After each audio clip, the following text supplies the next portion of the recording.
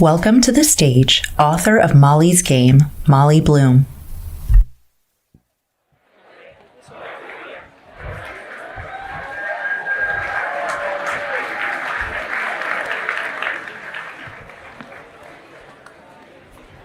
Hello, everyone.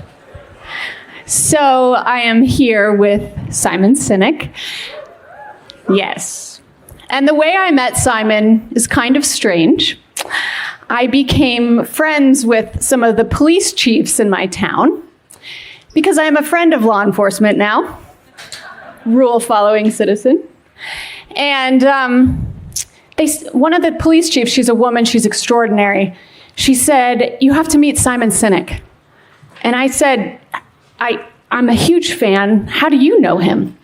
And she said, "I'm part of this group that he put together to improve upon law enforcement." And that is just Simon, the way he lives his life. There's no problem too complex, too big. He has a vision of the world, a better world, a more just world, a more humane world. And he doesn't just talk about it. He gets into action.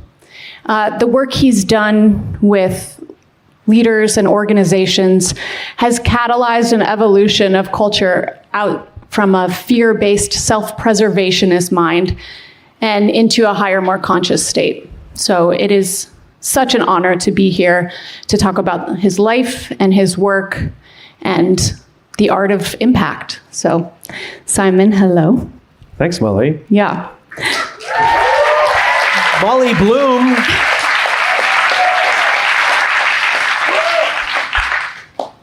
So it wasn't a light lift, this vision of yours, this vision of a better world.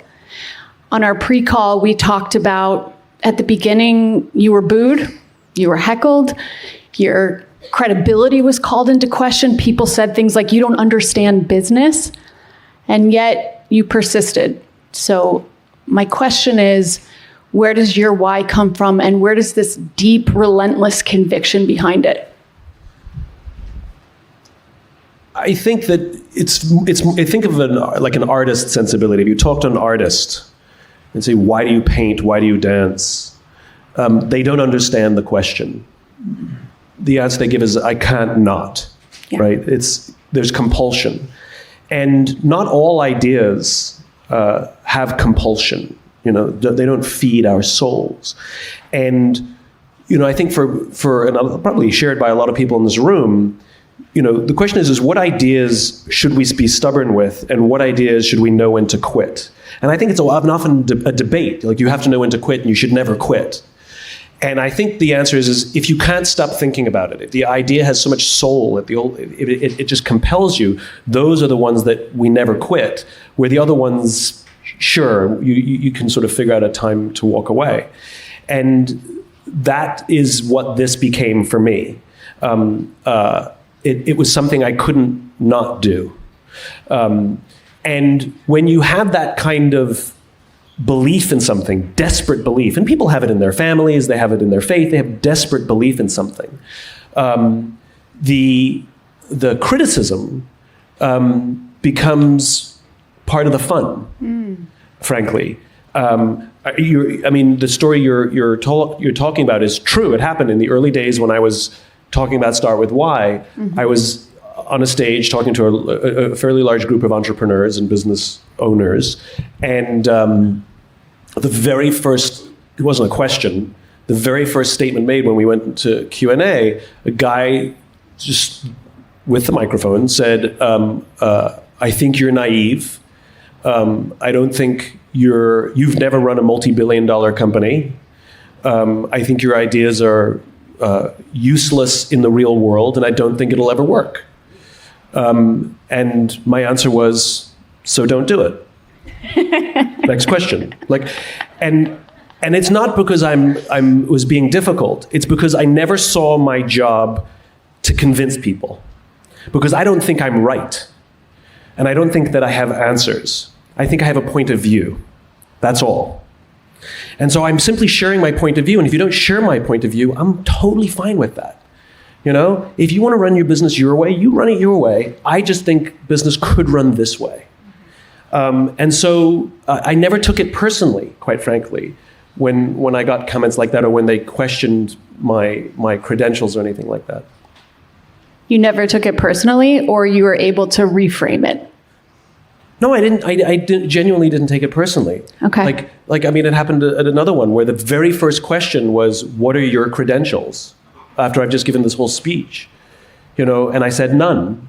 And just so he knew I wasn't joking, I elaborated and said, "I have no advanced degrees. I've made no formal study of this. This is just my point of view."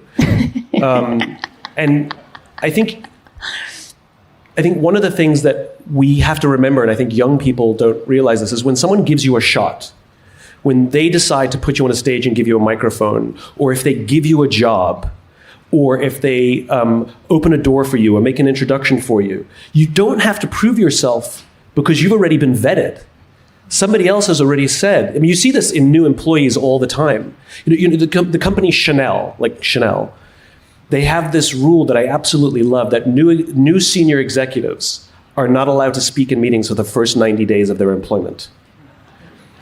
They want you to shut up and listen.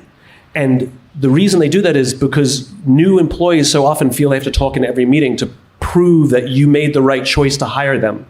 They're like, "We know you're smart. We hired you. Shut up and learn." And I think that's correct. And yeah. I have nothing else.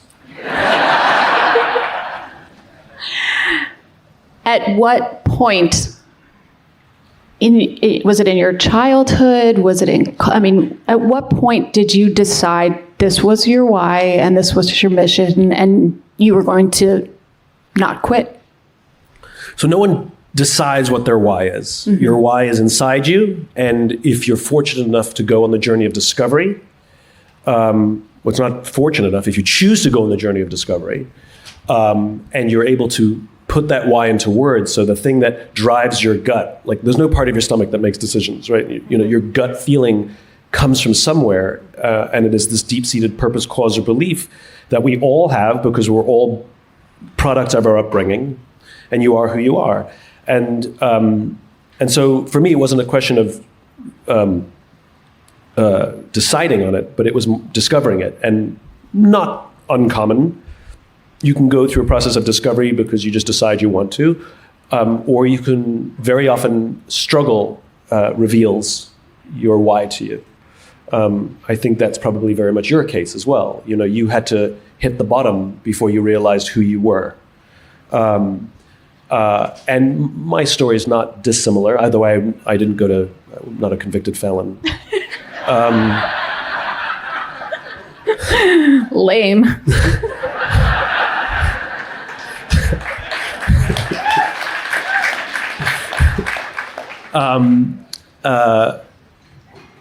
But you're my favorite convicted felon. But I had to face what I thought was bankruptcy. I had to face collapse. I had to face humiliation to discover what my cause was. And I think you probably share this as well, which is I couldn't have done it alone. And it took a friend coming to me in this very dark place that I spent all of my energy pretending that I was happy, more successful, and more in control than I really felt. And lying, hiding, and faking is exhausting. And it took a friend to say, something's not right. Even I was so good at it, even my family didn't recognize it. Mm-hmm. But this friend did, and I came clean. And all of the energy that was going into lying, hiding, and faking went into rediscovering passion.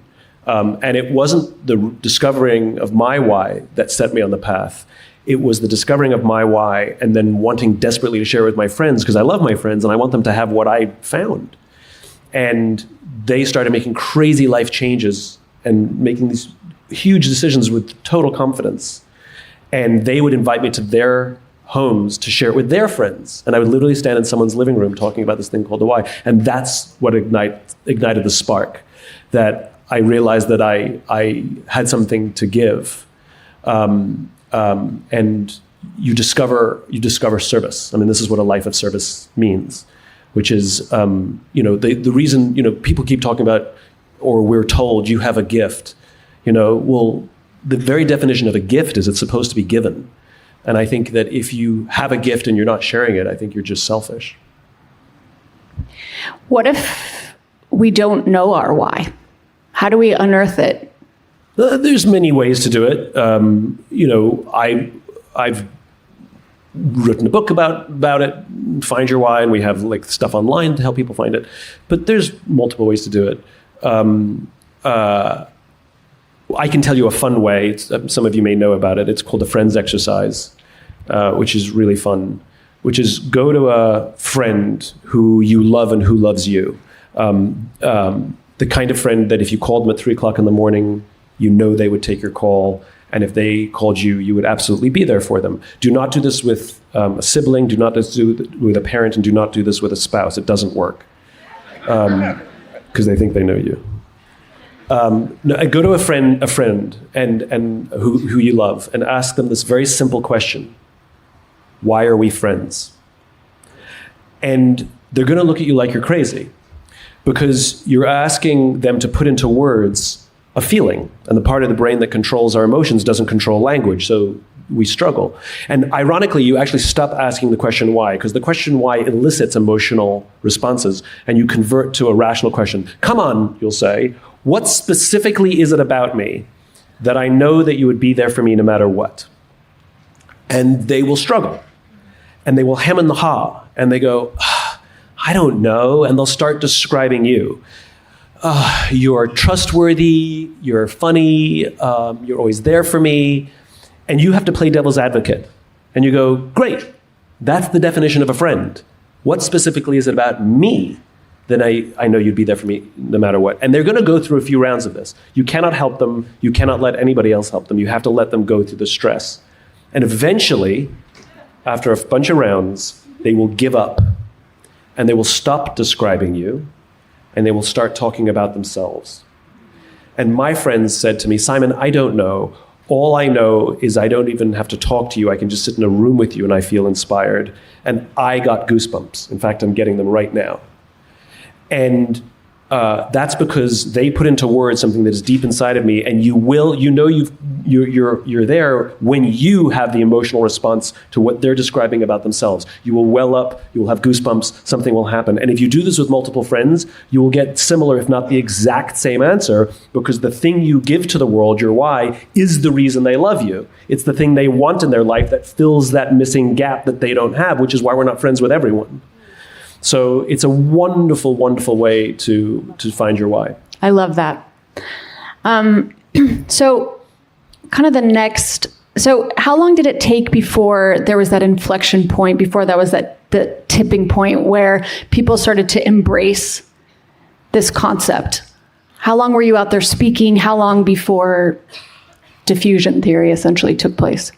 So this is the thing that is just, for me, fascinating about learning the discipline of starting with why and following the religion of law of diffusion of innovations, which is ignoring the majority and finding the early adopters, which is religion to me. I base my whole career, and that's how ideas spread, on that beautiful idea. It happened immediately. The minute I started talking about what I believed and stopped talking about what I did, things happened immediately. So for example, if I would go to a dinner party where you sit on a plane and somebody says, what do you do? And you actually answer that question, if you're lucky to find 10% of the people who are actually interested in that, you can have a conversation.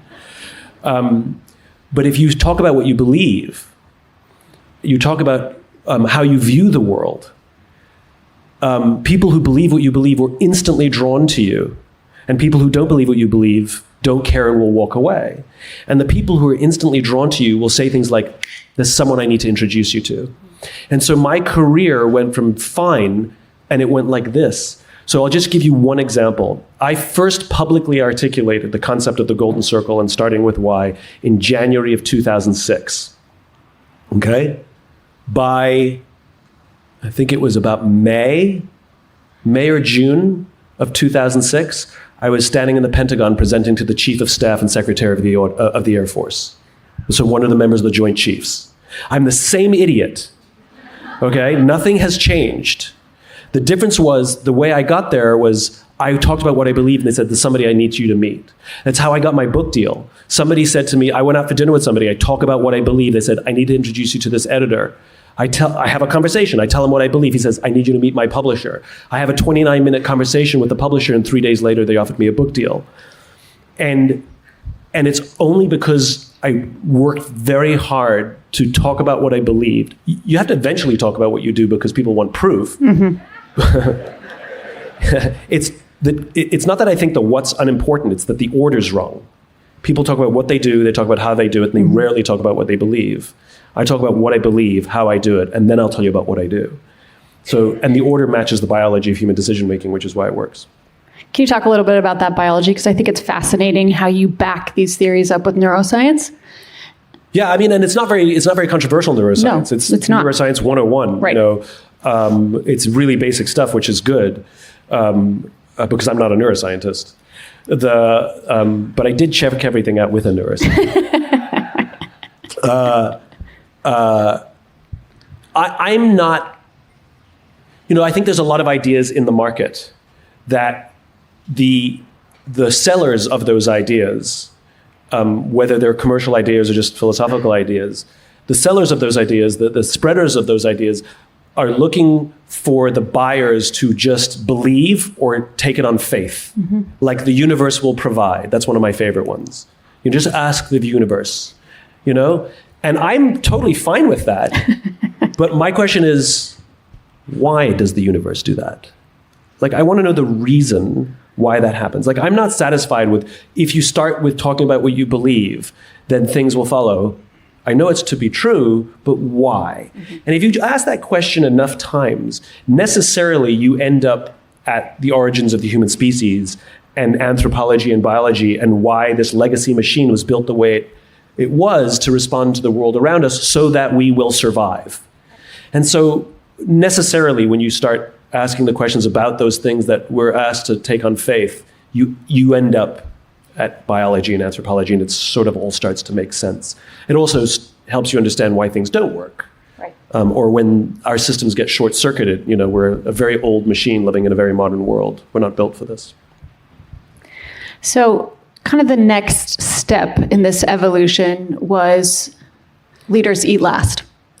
And you expanded your ideas outside of self and this motivation and this passion into a more universal approach that was in direct contradiction to the way that the culture of business and leadership was at the time, getting away from the Jack Welch of it all, and into more humane leadership.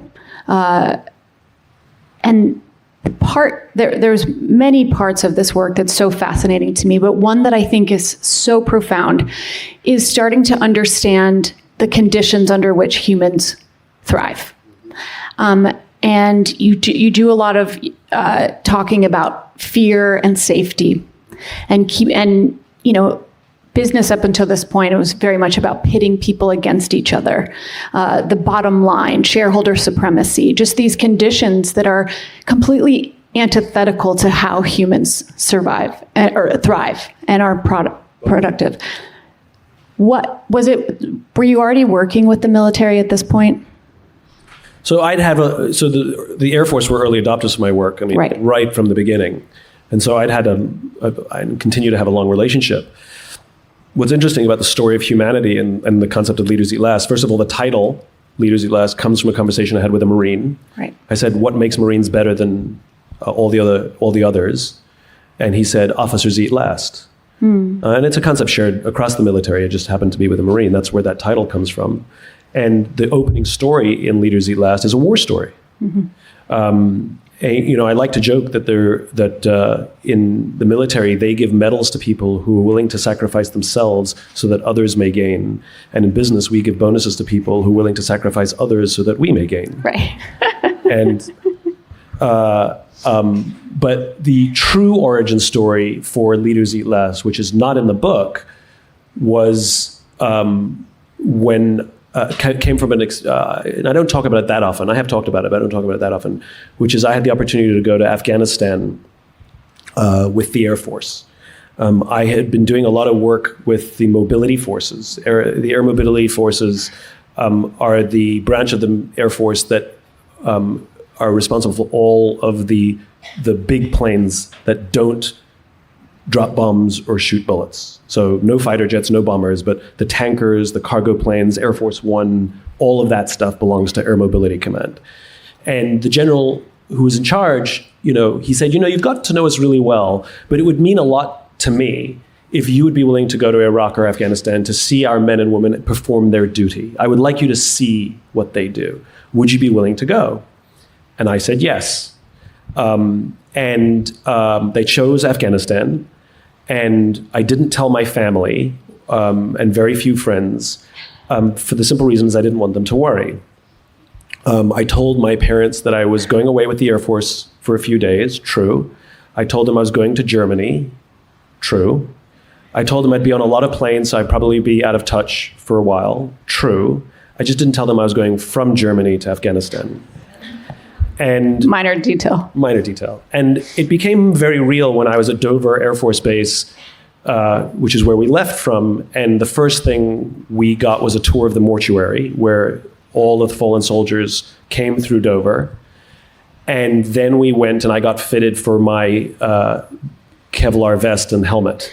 And they asked me, do you want the extra ceramic plate? I was like, yes. We flew to Germany on a C-5, amazing experience, big, huge cargo plane with like whole helicopters in the back. And then we flew to Bagram on a KC-135 tanker, and the Air Force was stretched so thin that they were using tankers to bring inbound stuff. These planes aren't designed to land in war zones. They have no defensive capabilities. They have no flares. They have nothing. And everything was fine. And we landed in Bagram, and the side door of the plane was open, but we were still on the plane. We hadn't gotten off. And we'd been on the ground maybe 10 minutes. This is 10 o'clock at night. It's the middle of the night. They do that for safety because we have no defensive measures. We were on the ground for maybe 10 minutes, and the base came under rocket attack. And 3 rockets hit 100 yards off our nose, and you could hear them. And the air raid sirens blared, and through the speaker, they told everybody to go to their bunkers to cover. And we're on a plane. And there's nothing we could do. And nobody put on their helmets or their vests because our plane is filled with gas that's not going to do anything. And everybody was weirdly relaxed.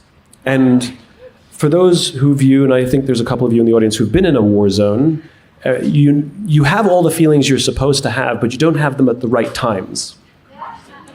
So I was relaxed.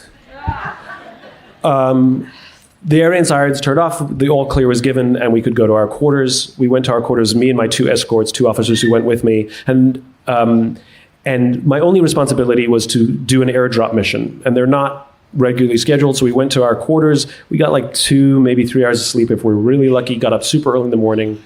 Then we did an airdrop in a C-17 where we flew an hour and a half out to the middle of Afghanistan to a forward operating base, dropped down to 2,000 feet, the big door opened at the back, and supplies parachuted out the back. And we were sitting right there watching it happen. It was an incredible experience. Come back to Bagram after the mission was completed, and now the goal is to leave the country.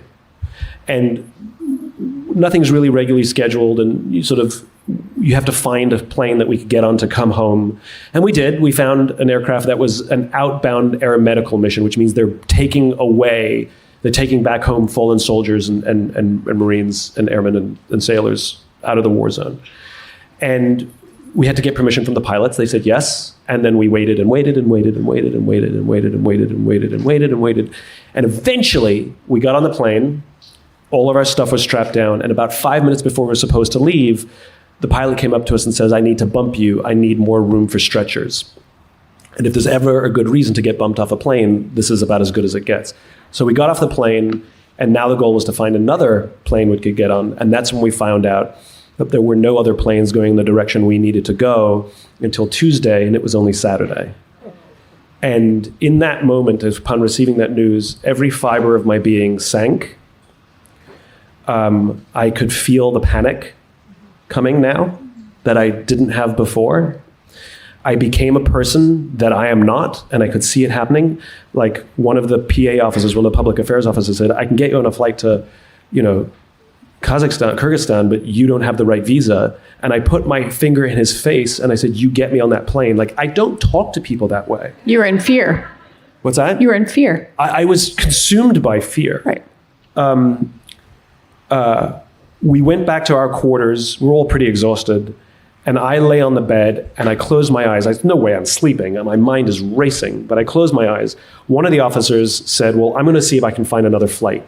And he left. And the other officer said, well, I'm going to go to the gym. And because I was in my bed with my eyes closed, he thought I was sleeping. And as he walked out the room, he turned off the lights. I'm now left by myself in this dark room. My mind is racing. And I'm consumed by fear. I am now convinced. I would bet money I am 100% convinced that there's going to be another rocket attack. It's definitely going to land wherever I am. And the way that my parents are going to find out that I am in Afghanistan is that someone is going to knock on the door and tell them. I'm convinced. I don't want to be there. I regretted saying yes. I'm lonely. And I'm in the purpose business, so I get this. And so I thought to myself, okay, you don't have a sense of purpose. That's what you need. You need purpose. You need purpose. Okay, so I started inventing purpose. I'm like, you're here to give witness and then come back and tell their story, and I'd feel amazing. And then like 3 minutes later, I wasn't amazing. I was back into deep panic and fear. And I would do this a couple of times. I would come up with some nonsense. And I think we do this ourselves. We come up with some rationalized nonsense that sort of lasts a little bit. And everything was exaggerated and compressed for me, And I couldn't come up with anything else. And so I lay in that bed and I gave up. I resigned myself to being powerless and stuck. You surrendered. Surrender. I just gave up. I surrendered. And in that moment of surrender, this intense calm came over me. I'd even go so far as to say excitement, where having now surrendered and given myself up to the situation, I decided that I wanted to serve, that I would volunteer, that I would give talks if they wanted around the base for troop morale. I would sweep floors if they wanted me to. I would carry boxes. I didn't care how menial the tasks were. I wanted to be there to serve. As if it were a movie, the timing was uncanny. Having just come to this realization, having just learned what true service means, that truly to live a life of service means the choice to serve those who serve others. Not everybody, to serve those who serve others. Having just come to this magical insight, as if the door flung open, it was Major Throckmorton. He said, there's another flight that's leaving. We can get on it. We can get it. There's another flight, but we have to leave now. We have to leave now. They're going to leave without us. Where's Matt? I'm like, he's at the gym. So we ran to the gym. He's on the treadmill, like, we gotta go. There's another flight. We gotta go. Now, just as a quick aside, I'm not military, so I'm not allowed to wear a uniform, anything like that. And I'm wearing khakis and a golf shirt, which is like contractor wear, and a pair of boots. And I'm scruffy, and I'm little, so I kind of look like Special Forces. So when all the other troops see me run into the gym, go up to one guy and go, we gotta go. They're all like, what's going on? That was my little thrill. You deserved anyway, it. we ran back to our quarters. We grabbed our stuff. He didn't have time to shower. He threw his uniform back on. We grabbed our packs and ran out to the flight line to catch our plane. As soon as we got to the flight line, we could see the C-17 that we were going to board. And just as we got there, a security cordon came down, and they wouldn't let us onto the field. Because somewhere else on base, there was a fallen soldier ceremony happening. And what happens is, out of respect, everything on base stops. And so we sat on the curb and we waited. And while we were sitting on the curb, I told the guys what I had just gone through in the bed. And I wept. It brings me to tears now. I wept as I told them the story. And one of the things people don't realize about the military is crying is just fine. Yeah. It's just fine. There's a lot of crying, and it's just fine. They hold space. Yeah. And the security cordon came back up, and we went and boarded our aircraft. And what I haven't told you is the reason that this was an unscheduled aircraft, and the reason it showed up is we would be carrying the soldier for whom they just had the ceremony. We got on the plane. We're the only 3 passengers on that plane. And the Army brought upon the aircraft a single flag draped casket and laid it in the middle of the cargo bay. And all of the airmen stood at attention. I didn't know what to do. And I put my hand on my heart. I kind of felt like an idiot. And so I just stood at attention with them in this perfect line. As the Army laid down the casket, they did a slow 8-count salute to say goodbye to their comrade. We watched them march off the plane, hug and cry as they walked out of sight. The air crew got to work and strap down the precious cargo, and then we left. It was a 9.5-hour flight overnight back to Ramstein, back to Germany. And as soon as we got in the air, everybody staked out a piece of real estate to get some sleep. And I was last because they all sort of scattered. And so I was left sleeping next to the casket. Wow. On every other flight I was on, we joked, we talked, we had a blast. On every other flight, on this flight, barely a word was spoken. On every other flight, I hung out in the cockpit, talked to the pilots. On this flight, I never visited the cockpit once. And I will tell you, it was the greatest honor of my life, having just learned what true service means, getting to bring home someone who understands service more than I ever will. We get to Ramstein, and our final flight home is an aeromedical evacuation where we're bringing the wounded back to America from Germany. Some of them ambulatory, some of them not. And it's more relaxed on this flight. But in the back of the aircraft, there's a single gurney. There's nurses tending to a whole bunch of troops, and there's 4 doctors tending to one Marine who's in what they call CCAT, which is an artificial coma. And I sort of stayed away out of discomfort from the back of the plane, and I sort of at some point, I should really go. So I went back and talked to the docs, and they were telling me his wounds. His buddy had stepped on an IED and was killed, and he took the shrapnel. He had shrapnel in the chest, he lost an eye, shrapnel in the skull, and they were telling me how some of the trauma care that was being developed in Afghanistan and Iraq was slowly making its way to civilian hospitals back home. So even when they're wounded, they're giving back to us. And the head doc, the guy in charge, was a reservist from Austin who works in an ER. And I asked him a question, had I not gone through what I went through, I asked him a question I would never have asked him. I said, you're a good guy. You work in an ER, you save lives for a living. Are these missions different than your job back home? And he looked at me and said, there is no comparison.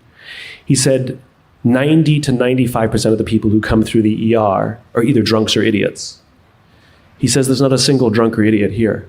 He says, the honor I get on these missions doesn't equate to an entire career. We made it back to Ramstein, back to Andrews Air Force Base. We made it back to Andrews Air Force Base. We were the last plane to land right before a huge storm came in, which was amazing that they let us land. And we got off Andrews, and there was the biggest rainbow I've ever seen in my life over the base. I'll tell you one final piece to this.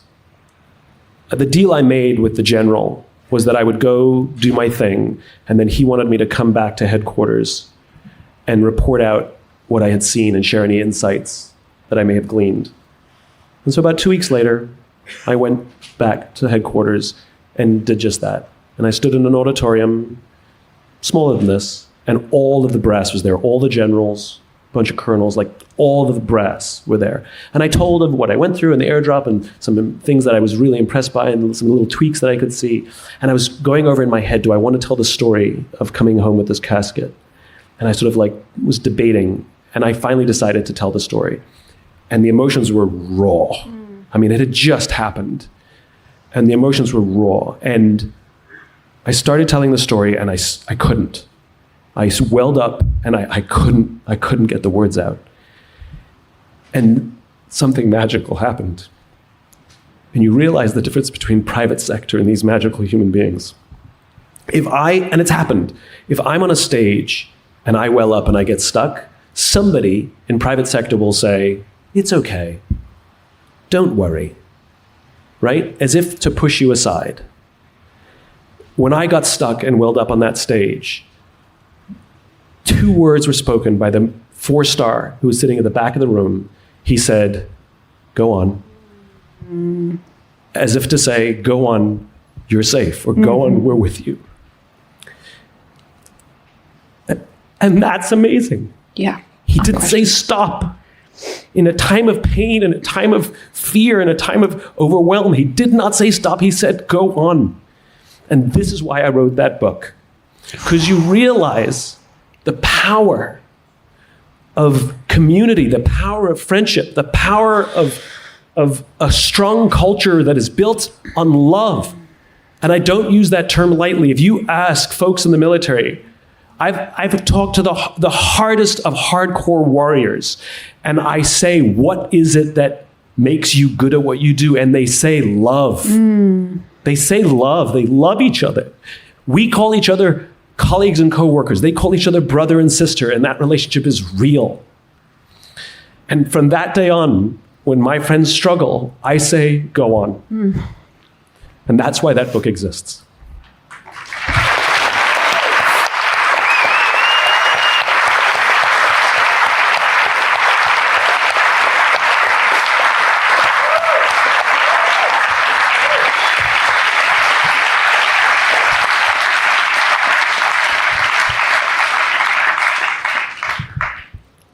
So powerful. And that experience changed you. 100%. I am who I am in part because of that. I think what people don't understand, and I think something that keeps us from going deeper into character and going deeper into service, is there's this misconception that we're supposed to be born this way. It's supposed to be natural, and we're supposed to be a good person, and we're supposed to be unselfish, and we're supposed to be honest and not yell at people and not get frustrated. And in my experience, that is not the case. It is an unnatural way of being. It is a way of being that forces us to go into the shadows, to look at our base operating system and realize its flaws, and realize that there are 2 parts of us. There's the part that is fearful and selfish and self-preservationist and greedy, and then there's a higher part that we can cultivate and that we can train, but it takes practice. When you are sitting with leaders or people that want to transform, that are brave enough to know that they need to be better, how do they start? What's the work? It's not, I mean, I wish I had something profound to tell you. I mean, the first step is, admitting you have a problem, Yeah. This is all sounding familiar. There's a great irony in being human, which is it's really hard to be human. Unquestionably. Cats don't have to work hard to be cats. No. But humans have to work really hard to be humans. Be good humans, for sure. Yeah. And that's funny to me, that it's not just natural. In fact, if it's just instinct, it's not going to go well. No. I think to accept the fact that human beings and human relationships are and will always be messy is part of it. To know that. I am messy, you are messy, we are messy, all of my relationships are messy. And we are constantly working on the skills to find order in the chaos and make it just a little less messy today. But it's always going to be messy. And I think the first part of what you're talking about, the question you're asking, you are better qualified to answer than me, which is it starts with accountability. And you are, in my opinion, and the reason I have such love for you, is you are the patron saint of accountability. Because when you were faced with a situation where self-preservation was an option, you chose not to take it. And your example is so extreme. Just really a quick aside for those who don't know. When Molly was busted by the feds, do you know who Molly is? So, if you've ever seen the movie Molly's Game, that's Molly. When Molly was busted by the feds, they offered her a deal that she could stay out of jail if she simply just gave up some names. Or she could not take the deal and she'll face this criminal justice system. And I think it's fair to say that none of these people were your friends. They were just people you did business with. They weren't like, you had no emotional loyalty to them whatsoever. And I think it's fair to say that 100% of the people in this room would have taken the deal to stay out of jail. And you said no. You said, I'm not taking the deal. I choose accountability, which is why your example is important, because it's so extreme. And what I have learned from the people that I've talked to, and which is the more senior they get, the better skilled they are at the shield. The better skilled they are at giving the answer to avoid the question. The better skilled they are at masking vulnerability or even showing vulnerability. And if they do, they're really good at faking it too. And so the ones that truly do the work are the ones that, even in private, I don't expect them to necessarily make grand pronouncements, who display their humanity and accept accountability and want to be better for whatever reason. And it is a pretty amazing thing when you sit with someone powerful and they cry. And there are some people in this room who are my friends, and so you'll know this, but I have a rule with all of my friends, which is there's no crying alone. No crying alone. No crying alone. Okay. That if you are in a state where that level of emotion, if you start talking about something that you know tears are going to follow, you immediately pick up the phone and call me or somebody else. And there's no crying alone. It's just not allowed. And the willingness to allow someone to sit in mud with you is what it is to be human. I think it is the greatest honor. And I've been thinking about this a lot lately, which is, when our friends are struggling, our instinct is to rescue them, to pull them out of the mud, to fix. And if you're the one sitting in the mud when somebody attempts to fix, even if it's well-intentioned, it is a horrible feeling. Just don't do that. You're making it worse. And what true friendship is not the desire to fix or pull the friend out of the mud who you really want to see out of the mud, but it's your willingness to sit in the mud with them, to get in the mud and turn to them and say, this sucks.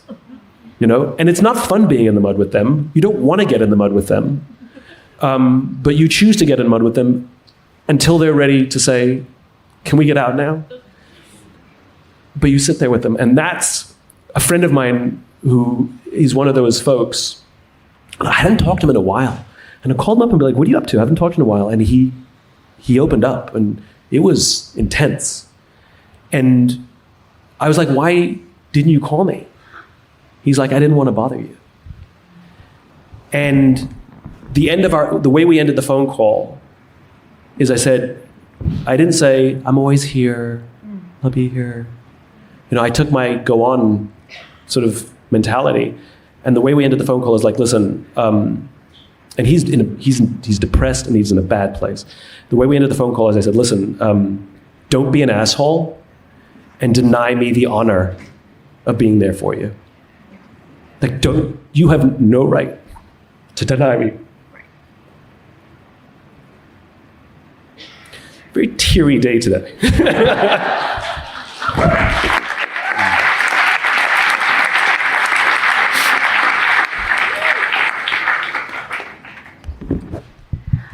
I think that you don't know how healing and how cathartic it is to get in the mud with someone, to make your life about something greater than yourself, to give of yourself to help another person until you walk through it.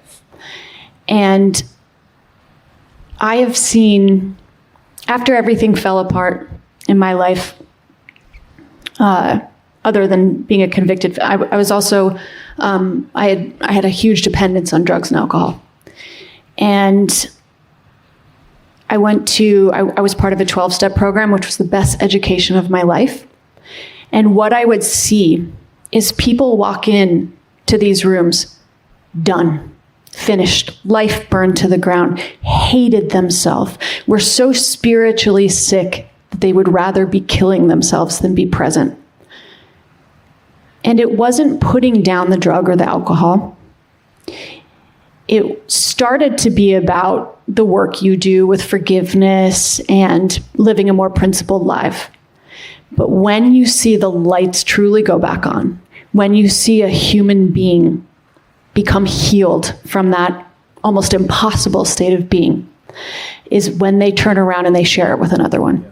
When they sponsor another person, when they walk another person through the fire, that's when you see that human being transform. AA is magical. It is. And we know, we all sort of know the first step is admitting you have a problem, but I think people don't realize what the 12th step is. Right. And AA knows this, which is if you master all 11 steps and not the 12th, you're probably going to succumb to the disease. Right. But if you can master the 12th step, you're more likely to beat it. The 12th step is to help another alcoholic. That's right. The 12th step is service. That's right. And you learn more as the person who steps in the mud to be with the other person than the person being in the mud. No question. And Brene Brown talks about this all the time, which is we don't build trust by offering help. We build trust by asking for it. Huge step. And a huge living example of this, the truth of what you talk about. Can we take the sacrifice too far? Yes. I mean, the simple answer is yes. Yes. Service is not martyrdom.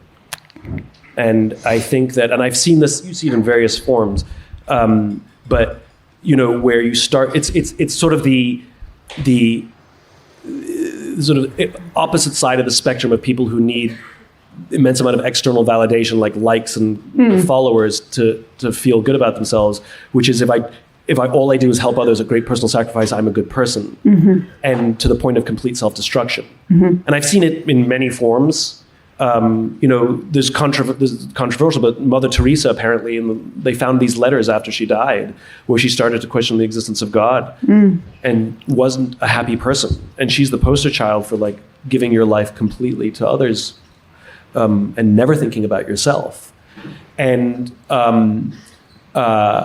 I've seen this with like young leaders. I knew this young leader. She had a couple of direct reports. I think she was a first-time manager, and she would send her folks home at a reasonable hour because she wanted to create a good work environment where they weren't working late, and then she would stay at work every day till 11 or 12 to finish their work, because she felt that was being a good leader, is sacrificing herself constantly for her people, to the point where she's burning out. And they get lazy because they're like, bye, she's going to finish it, you know? And it has the opposite experience. And the reality is, and this has been talked about multiple times, even by folks on the stage, you know, on this event, at this event, which is struggle really matters. You know, overcoming a difficult task and feeling proud of getting through it, or working late and being like, I did that, you know? It's not only shared hardship is actually it produces relationship. I mean, if you go through struggle with someone, you do build bond.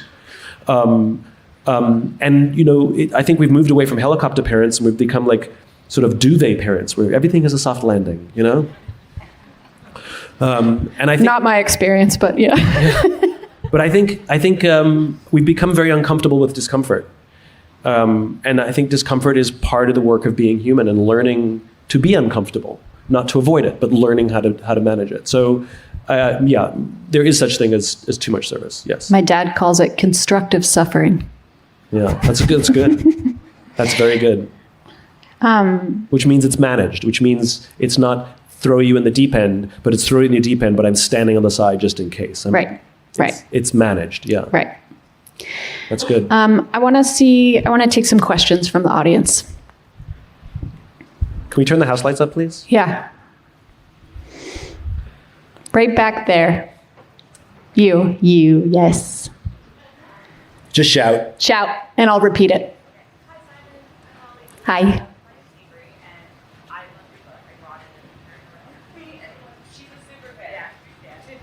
Thank you. Just shout. We're going to repeat the question.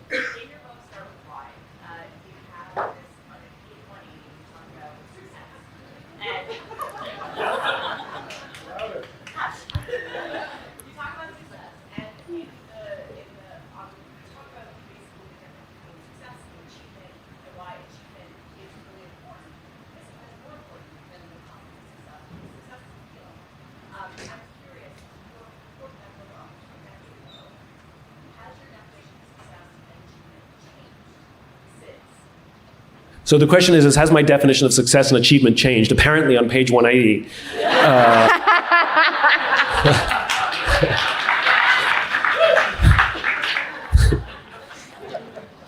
That book is older than 10 years. I make the distinction that achievement matters because success is just a feeling. And so when we talk about, you don't say, are you successful, but do you feel successful? I mean, that's really what it is, right? Because are you successful, semantic, but we confuse with achievement. Like, I have accomplished this. And human beings are tangibly driven animals. We need milestones, we need metrics. There's nothing wrong with that. But the important thing is that to what end? And so you can have achievement but not feel successful. We all know people who've achieved remarkable things but aren't happy people. They don't feel successful. They keep working harder and harder, hoping that feeling will come. And yet we all know people who, by Western standards, haven't achieved much but feel very successful. And so I think the idea of pursuing happiness, which is sort of an industry now, it's a cottage industry, I think is, I don't know if you can, I don't know if that's true. I think you can, if you pursue, there's no skill set to pursue happiness. But I think if you pursue things like better relationships, I think if you pursue things like empathy, if you pursue things like finding balance between social media and my real life, the best description of Instagram I just saw, which is happy pictures of unhappy people.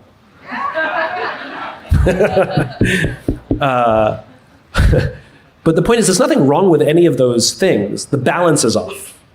So I think to understand that achievement towards something is more likely to produce feelings of success, because what you're counting is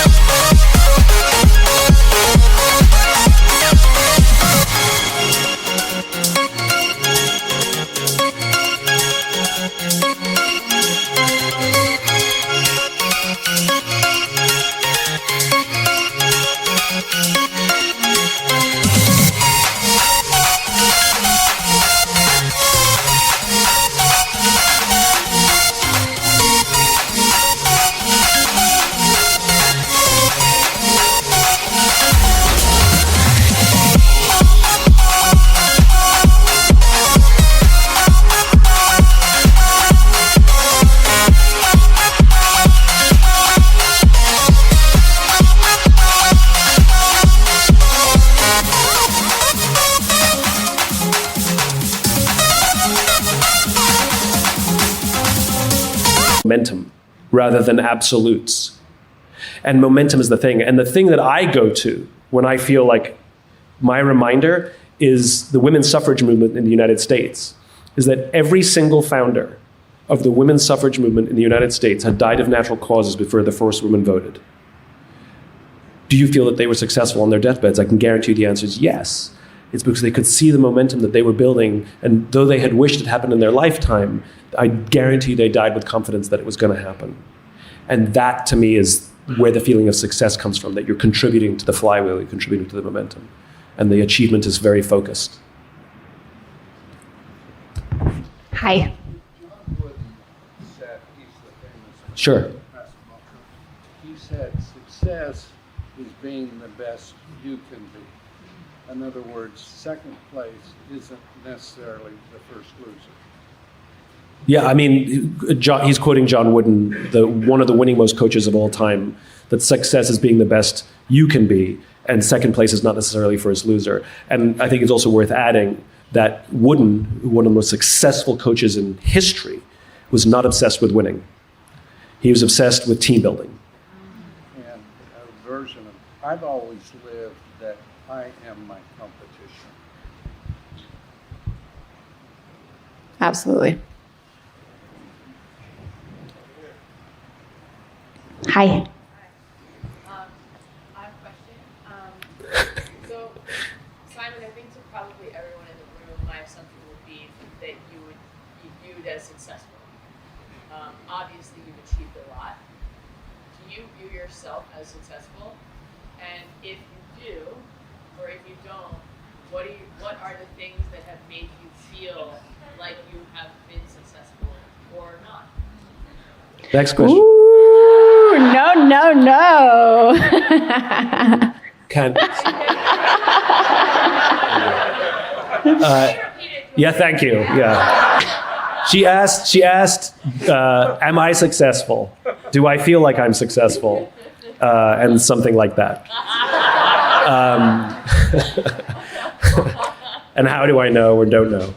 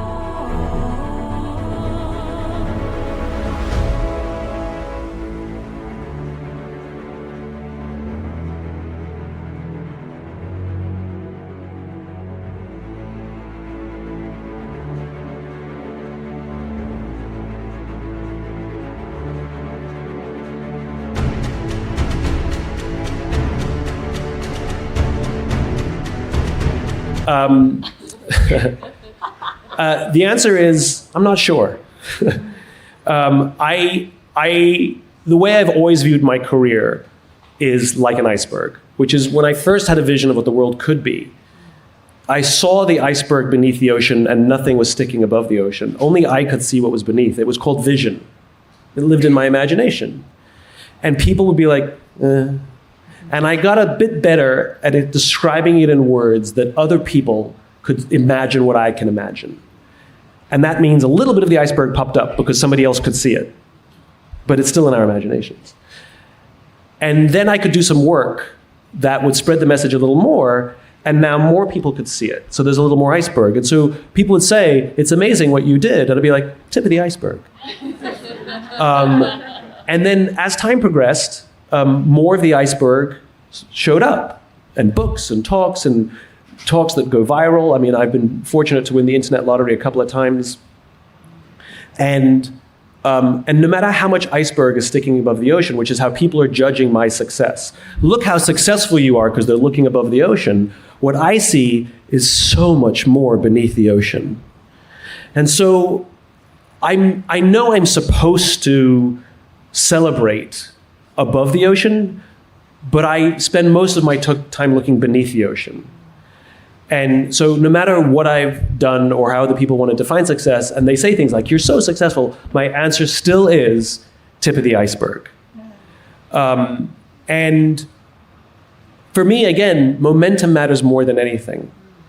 And if there's one thing I'm really proud of, rather than feeling of success, if there's one thing I'm really proud of, it's that the concept of why is part of the vernacular. That I can read a newspaper and it'll say this company clearly didn't know their why, with no reference to me. The journalist probably had no idea where it came from. And that is now a universally accepted concept, which wasn't the case a bunch of years ago. In other words, I found language that made the idea of purpose at work a real thing. I'm very proud of that.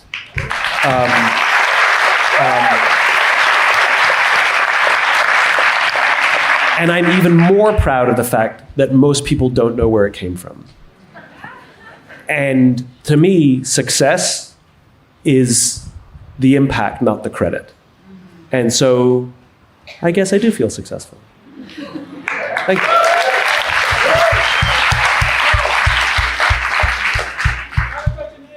I think we have time for one more.